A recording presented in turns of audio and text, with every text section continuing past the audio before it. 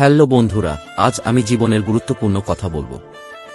যদি আপনাকে সাপে কামড় দেয় তাহলে কখনই এই ভুলগুলো করতে যাবেন না, নয়তো আপনার জীবন যেতে পারে।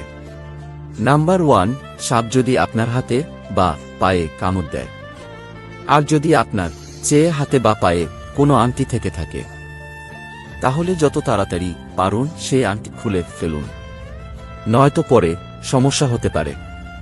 নাম্বার 2, সাপ কামড় দেওয়ার পরে কখনোই টাইট করে রশি বাঁধার মতো ভুল করবেন না, কারণ যদি সময় মতো চিকিৎসা না হয় তাহলে সেই অঙ্গটি কেটে ফেলা লাগতে পারে।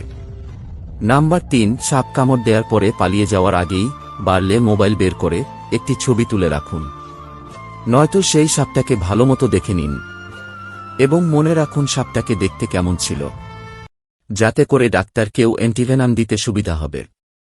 নাম্বার 4, সাপটা কখন আপনাকে কামড় দিয়েছিল সেই সময়টাকেও লিখে রাখুন যখন সাপ আপনাকে কামড়েছিল। নাম্বার 5, সাপ কামড়ানোর পরে যদি সেখান থেকে রক্ত বের হয় তাহলে সাথে সাথে এসে রক্ত বন্ধ না করে কিছু অংশে রক্ত বের হতে দিন, এতে করে সে রক্তের সাথে সাথে কিছুটা হলেও বিষ বেরিয়ে যাবে। নাম্বার 6, কখনো এমন ভুল করতে যাবেন না যেমনটা সিনেমাতে দেখানো হয়, মানে মুখ দিয়ে চুষে বের করার চেষ্টা, এটা কখনই করবেন না। নাম্বার 7, যে সাপ কামড়িয়েছে সেই অঙ্গটি বেশি নড়াচড়া করবেন না, নয়তো বিষ দ্রুত ছড়িয়ে পড়তে থাকবে। নাম্বার 8, সাপ কামড়ালে কখনোই বেশি উত্তেজিত হবেন না বা ভয় পাবেন না, কারণ হতে পারে শুধুমাত্র আপনাকে কামড়িয়েছে এবং সাপ আপনার শরীরে বিষ ঢালে চলে গেছে, সেই সাথে আপনার রক্ত চলাচল বেশি হয়ে যাবে। নাম্বার 9, যেখানে সাপ কামড়িয়েছে সেখানে অযথা কোনো মলম বা ক্রিম লাগাতে যাবেন না। নাম্বার 10, সবথেকে গুরুত্বপূর্ণ ব্যাপার হচ্ছে সাপ কামড়ানোর পরে কখনো ইসাপুরা কবিরাজের কাছে যাবেন না, সরাসরি হসপিটালে চলে যান। ভিডিওটি চাইলে আপনার পরিবারের সদস্যদের সাথে শেয়ার করতে পারেন এবং একটি লাইক দিতে পারেন। তাই বন্ধুরা, আমরা তো অনেকে হোটেলে থাকা অবস্থায় ভুল করে ফেলি, তাই বন্ধুরা হোটেলে থাকা অবস্থায় কখনোই এই ভুল করবেন না। নাম্বার 1, হোটেলের রুমগুলোতে থাকা পানির গ্লাসটি অত সহজে বিশ্বাস করবেন না, কারণ স্কল গ্লাসকে অনেক সময় তারা সেই কাপড় দিয়ে মুছে, যেটা দিয়ে কিনা তারা ঘরের অন্যান্য সকল জিনিসকেও পরিষ্কার করে। সুতরাং বোতলে করে পানি খাওয়াটাই আপনার জন্য ভালো হবে।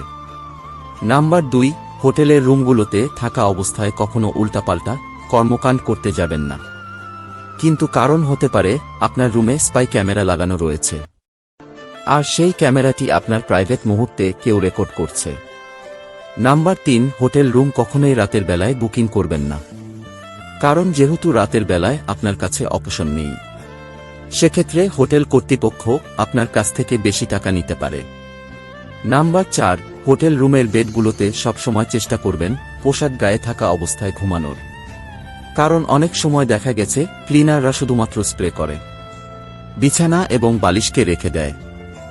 নাম্বার 5, পাইলের আয়নাগুলো থেকেও একটু সাবধানে থাকবেন, কারণ হতে পারে সেই আয়নাগুলো সাহেবের ওয়াচ, আয়নার বিপরীত বসে থেকে আপনাকে কেউ দেখছে। নাম্বার 6, কখনো এটা ভাববেন না যে হোটেলের কল থেকে যে পানি বের হয় সেই পানিটা 100% শুদ্ধ এবং খাবার যোগ্য, কারণ কোনো হোটেলের এই পানি খাওয়ার মতো অবস্থাতেও থাকে না।